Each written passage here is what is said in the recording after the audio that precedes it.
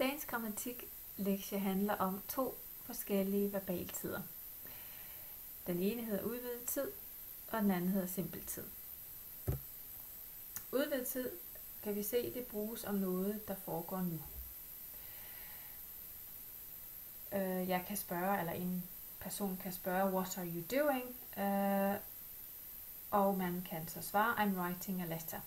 Her kunne man også tilføje right now. I'm writing a letter right now, fordi jeg er i gang med det lige nu. Where is Chris?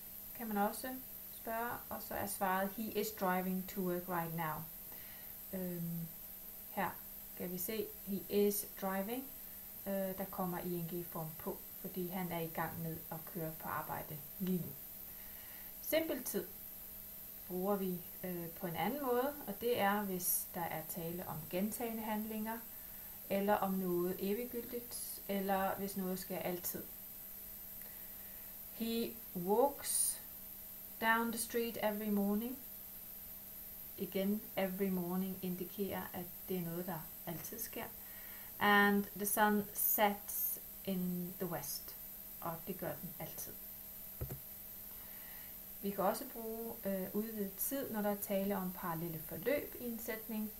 Mrs. Smith was working at her desk while her husband was cooking.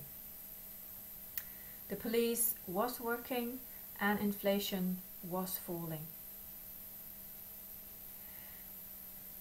Derimod bruger vi simpel tid, hvis der er tale om opremsninger af handlinger. He woke up and got out of bed. Then he dressed and fell down the stairs. Der er også nogle gange tale om det, man kalder afbrudte forløb. Noget, der er i gang, forstyrres eller standses. Og det her er den udvidede tid, den er baggrund for det, der pludselig sker. Det, der pludselig sker, står i simpel tid. The man was watching TV.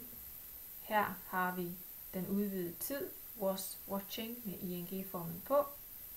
Og så sker der noget. When the light suddenly went out.